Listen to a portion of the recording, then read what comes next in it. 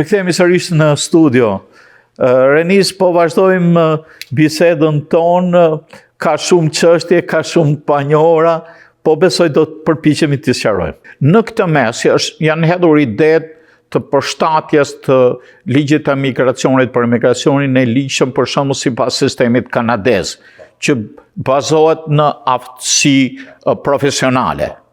Nga pikpamja e parë duket në rregull për interesat e shtetit që të marrim individ të kualifikuar, por nga ana tjetër veç individëve të kualifikuar do dhe punonjës që të punojnë construction. Absolutisht. Edhe ka përshtypjen që shiko, Amerika, siç e dim edhe unë edhe ju bashkë, është vend demokratik.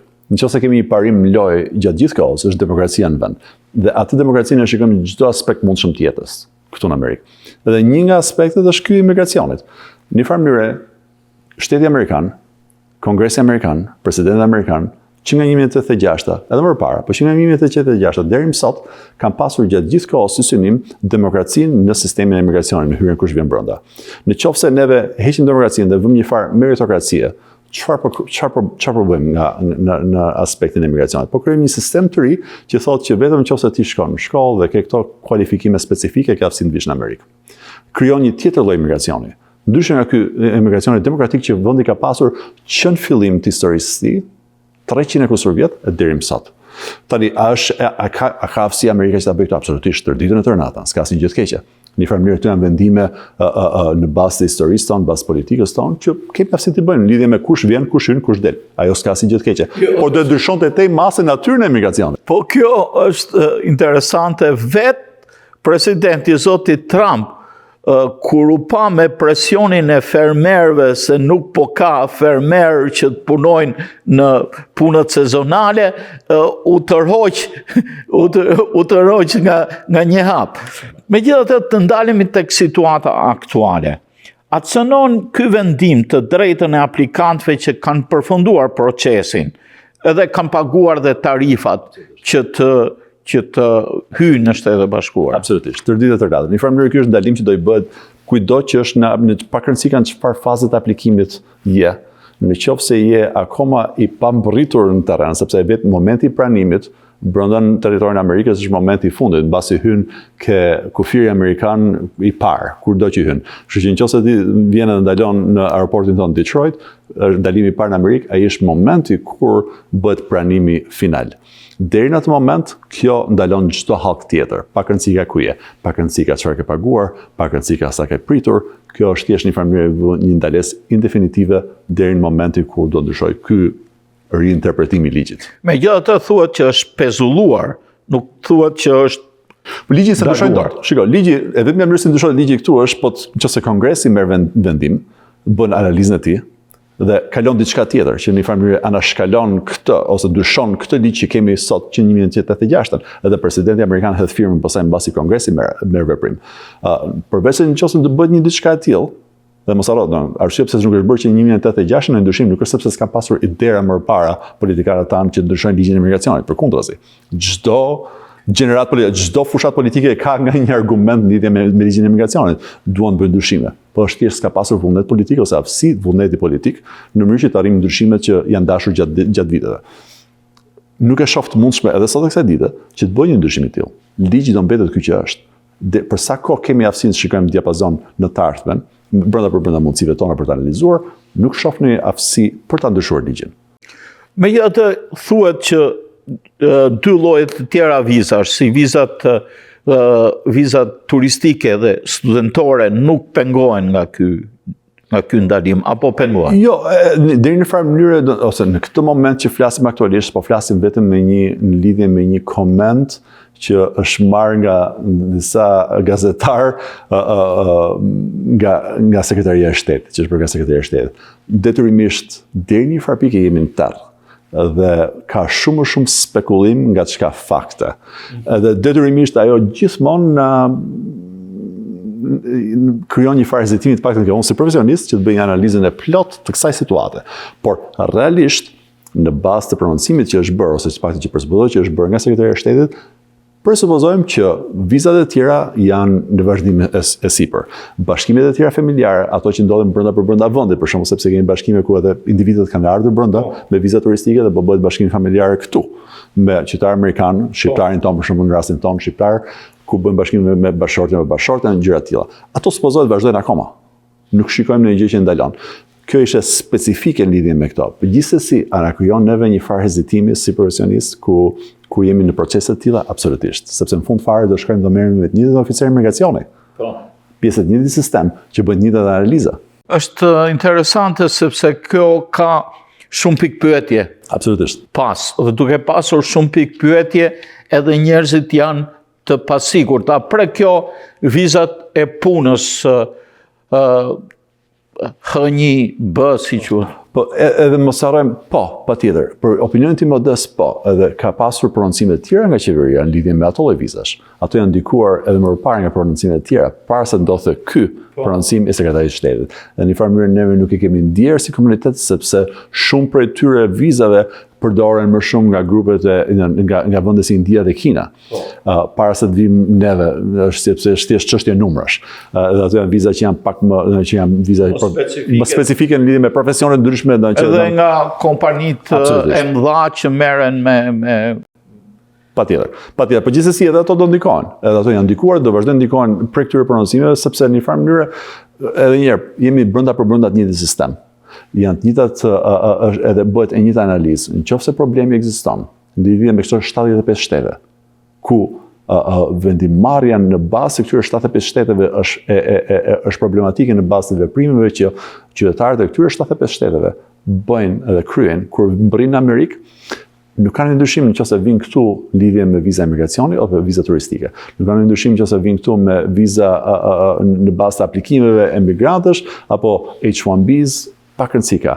Është një person që vjen në Amerikë dhe përdor sistemin ton këtu, dhe përdor sistemin pakërcika, sepse mos harrojmë që kushtetuta amerikane, nuk flet në lidhje me, nuk I cilëson të drejtat që ka individi këtu, nuk I cilëson në bazë të je qytetar apo ja.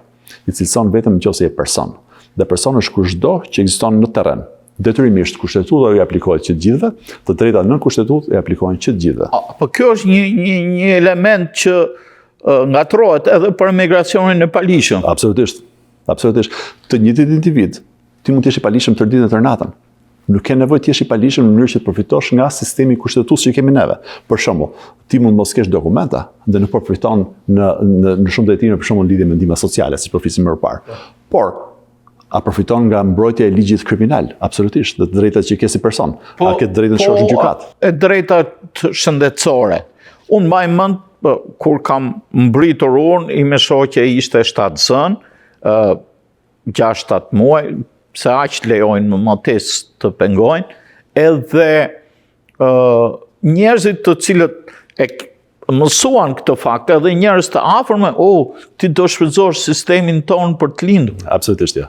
Absolutisht. Ne kemi ligje në bazë kushtetutës, kemi ligje që thonë në shtetin tonë, të janë specifike për shtetin tonë për në Michigan. Kemi ligje që thonë që sistemi mjekësor, spitalet, doktorët, janë të detyruar të japin të bëjnë shërbim kur ke një problem, çfarëdo që jetë problemi. Me fjalë tjera, nuk mund të lënë në bust, nuk mund të thonë të lënë bust rrugës pa të kuruar, nëse ke një problem. Por nga ana tjetër, kjo do thotë që ti po abuzon sistemin, thjesht po merr kurimin. Por je borxhli ndaj atij spitali, je borxhli ndaj atij doktori në lidhje me koston e shpërblimit. Atë koston nuk ta përmbush shteti. Ajo koston nuk përmbushet nga individ tjerë. Ajo është prapë vetë përgjegjësia jote. Është prapë e lidhur me ty që po përdor sistemin. Jo me çfarë mund të nuk del nga taksat e individëve, nuk del nga taksat tona në asnjë mënyrë. A ka abuzime? Jam I sigurt që ka abuzime. Është absurde të mendosh që një sistem gjigant si ky joni nuk do ketë abuzime. Por ditë të them edhe unë ditë ta them këtë si avokat, sepse shikojnë për gjykatat tona, ku individët hidhen në gjyq gjatë gjithë kohës. Gjykatat tona glojnë me këtë lloj çështjesh. Ku spitalet hidhen në gjyq ata që nuk ka paguar. Po nëse ata ishin duke abuzuar sistemin, gjyqe të tilla nuk do ndodhen. Më kupton? E kuptoj këtë çështje, por më duket se elementet të emigracionit palishëm I vishën e emigracionit të lishëm në këtë moment për ta bërë të justifikuar këtë praktikë që po ndërmerret. Unë me atë jam dakord 100%. Dhe kjo është fatkeqësia nganjëherë, sepse lufta politike dhe propaganda e luftës politike në një farë mënyrë ndikon në vendimarrjen dhe analizën që ne do ta bëjmë si profesionistë, si në mënyrë logjike, në bazë ligjeve, në bazë të praktikave aktuale në vend dhe jo në bazë të analizës politike apo synimeve politike dhe propagandës që ndikohet. Kështu që koncepti juaj unë jam absolutisht dakord dhe jam i opinionit që nuk i bëjmë der vetes kur bëjmë analizën politike dhe jo analizën praktike. Mund të ndodhë që personat të cilët ju është dhënë drejta për të marrë green cardën sipas po këtë llotarinë amerikane, të jenë në proces dhe të pengohen thjesht me që ndodhi u mor ky vendim. Po, normalisht ky është një nga hezitimet tona. Në këtë moment, në bazë të prononcimit që lexojmë, përgjigjja është jo. Teknikisht nuk po ndikohet ai grup njerëzish dhe ai grup me atyre që përfitojnë për atij sistemi. Por praktikisht si mund ta limitojmë atë? Se limitojmë dot. Përkundrazi, janë të njëjtë oficerë siç janë më parë, të njëjtë oficerë migracioni, të njëjtë agjencie, të njëjtë sistemi total imigracioni që bëjnë të njëjtat analiza. Dhe në fund fare, nëse themi që këto 75 vende kanë një problem X në lidhje me X aplikim, kjo do të thotë që në lidhje me aplikimet e tjera, këto 75 vende janë perfekt, paqe dhe harmoni këtë dynja. Përkundrazi, janë të njëjta 75 vende që kanë të njëjtat probleme që ofrojnë, paktësi ka çfarë është aplikimi. Kështu që ky është edhe hezitimi që kemi. Po mirë, kjo ndodh me që ne nuk kemi në kuadrin atyre vendeve, për shembull si Gjermania që hyn pa viza, ose si një vend tjetër, nuk e di, po përmend këtë Gjermaninë në këtë rast. Edhe ata që hyn pa viza, Anglia e tjerë me radhë që hyn pa viza, këtu nuk mund ta shohin këtë si problem. Normalisht edhe ajo është e vërtet, kam përshtypjen që të njëjtat probleme që kemi pasur më parë prej atij realiteti do vazhdojnë edhe në të ardhmen. Gjithsesi unë shikoj një dallim që është dallim relativisht i trashtë dhe jo i holl, por nëse ne na vënë një kategori, ne edhe kur flas për ne, flas për gjithë shtetet që përmbajnë shqiptar brenda. Shqipëri, Kosovë, Malzi dhe Maqedoni. Nëse neve na vënë një kategori me shtete ku në fund fare, po thon, individët prej këtyre shteteve abuzojnë sistemin amerikan. Abuzojnë sistemin amerikan në mënyrë tillë që neve duhet marrim veprime, duhet ndërmarrim vendime dhe veprime që në një farë mënyrë sankcionojnë këto vende. Mua ajo më duket absurde. Edhe pse nëse më parë nuk kemi pasur marrëveshjet me shtetin amerikan, si këto shtete s'kan pasur marrëveshje me shtetin amerikan, që ty ne dalin pa viza, ashtu sikurse vende Schengen apo Gjermania më të tash. Kjo do të thotë që rrjedhoja logjike e atij realiteti është që ti të ndalosh ndër tjera dhe këto sepse këto lloj viza sepse këta individ abuzojnë sistemin. Më duket krejtësisht jashtë normave. Të dashur teleshikues, po e ndërpresim këtu për një pauzë publicitare, do të kthehemi pas pak në studio me avokatin Renis Nushaj.